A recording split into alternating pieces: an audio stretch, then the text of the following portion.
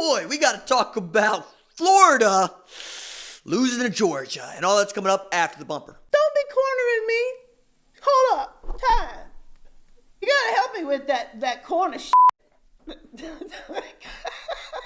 What's up, kinfolk? It's RJ Young. I am not on a step mill. Consider hitting the like and subscribe button because I upload a video every single day. It's always college related, sports related. We have a good time. And today, Georgia got a 24-17 win against Georgia in the world's largest cocktail party. And I got to tell you, this one got really, really good toward the end because this had the makings of like SummerSlam, in which Georgia was beating the holy hell out of Florida. I mean, at one point, Florida had as many yards rushing as LeBron's hairline, which is to say receding, a negative number. And then they started to put it together. Before that, though, it was very much Georgia looking like they were about to get the pin, wait for the 2 count, got up, slid off the canvas, picked up the folding metal chair, came back in, raised it overhead, and then here comes Florida with the punch to the gonads. Now, it is great. It is a lot of fun. Now, defense was all over the place, particularly for Georgia. My goodness. They were letting Florida run nothing at all. Kyle Trask was getting just brutalized.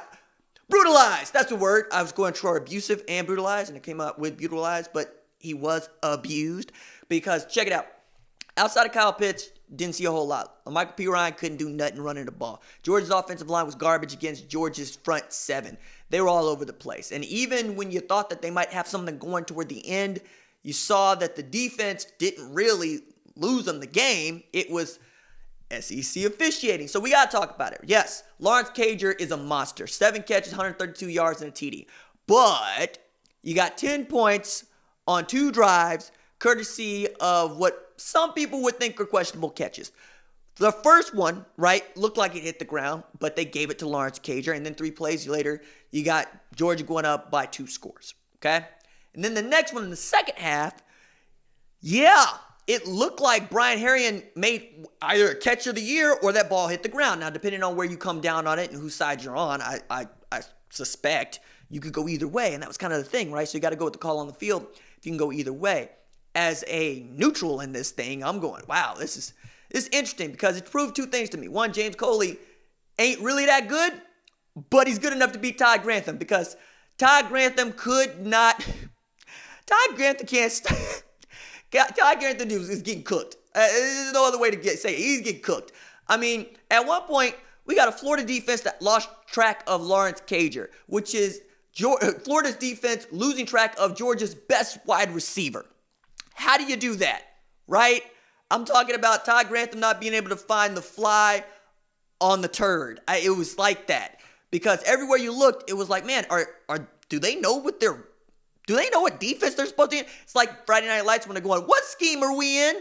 But also, I felt bad for Dan Mullen because he flat just didn't get to call any plays. At one point, it was Georgia 40 plays to Florida's 20 plays. And those 20 plays that Florida ran were all in the first half. Had no ball. No time possession. But that was also because Georgia was getting Florida off the field. And when you looked at the third down statistics, you look and you see, okay, there's the game. Because Georgia just was able to keep drives alive by just converting third down out of third down. Matter of fact, I want to make sure that I get this right because this was remarkable. 12 of 18 on third down. That's what Georgia did. 12 of 18. What kind of third down defense is that? Meanwhile, Florida's held to 2 of 9. There's your ball game, right? No turnovers, 119 yards rushing for Georgia, 21 for Florida. There's your ball game, right? You could look at the passing game if you want to, and you could say that Florida should have been ahead when it comes to having all these different receivers you could throw the ball to, but it don't matter if you don't get that many plays to run, right? And not for nothing, but you got a Jim Thorpe Award semifinalist and captain back there in the secondary in J.R. Reed, and they know what they have to do in coverage, right? And then you're able to run zone on these long third down plays, and even then, throwing underneath ain't going to help you because Georgia knows how to come downfield and tackle. Now, where Georgia was able to clinch this game was particularly interesting to me because I thought perhaps Florida would be able to get to Jake Fromm, but Georgia did what it's done all day, which was be terrific in pass protection and particularly in picking up blitzes. They pick up the blitz, and if Jake Fromm throws a flat-footed pass outside to Eli Wolf. Now, Eli Wolf's tight end at Georgia, which is another way of saying he's like a 6th offensive lineman because going into this game, Eli Wolf had caught 5 passes all season. He caught 2 in this game. One of them sealed the deal for the Georgia Bulldogs, who get to say, hey, look, we're probably going to come out of the SEC East now. Because that's what this game was really about, SEC East supremacy. Because if you get them coming out of the SEC East, you get them in the SEC Championship, and they're like, hey, look, we should be in a college football playoff. That's the way they're going to play this, whether or not they get beat down by Alabama or LSU anyway, because that's the move, right? That's what you got. Even though you lost to South Carolina at home. Got jacked for your hedges by Will Muschamp, who played at Georgia, which makes that a little bit more interesting. And you got Kirby Smart calling defensive timeouts, trying to make sure he sees what he sees. But I like Georgia when they run the football. I like them when they run the football because they'll always play defense. But when you start trying to get just a little too cute, James Coley, throwing this ball east and west, that's when you lose me. Because, yeah, throwing the ball east and west, get the ball to your running backs. I get that. But you could just as easily hand the ball off and let your offensive linemen do some down blocking instead of some pass blocking on these little swing pass plays. Now, DeAndre Swift was able to take these screens, be out in front of his blockers, still do something with them. Between DeAndre Swift and Brian Herrien, those are 2 of your unsung heroes offensively, because I know that Lawrence Cager is going to get a lot of the press, and he should. 7 catches for 132 with 52-yard touchdown reception. That really broke the game open. But if you're Florida, you're going, man, the officials gave Georgia essentially 10 points in a 7-point win. Man, that hurts. Because specifically with the Brian Herrien one, like, if that one gets called incomplete, you get an opportunity to stop Georgia, get the ball back for your offense, get something going.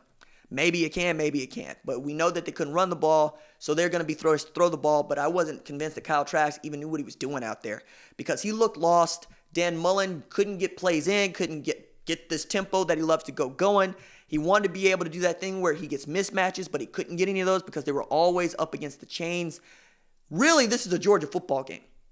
That's how they would have wanted it to go. I mean, when we're looking at how many yards that these guys, I mean, I know 119, but you got 25 carries, 86 yards. So you held DeAndre Swift to 3.4 yards per carry. If you do that, or you tell somebody that you're going to do that, you would legitimately believe that Florida would win the football game, but that's not what happened, right? You saw that Georgia's defense was just too much for what Florida was trying to do and the way that they were trying to do it. You saw that they just could not, once again, get past Georgia when it was time to get past Georgia.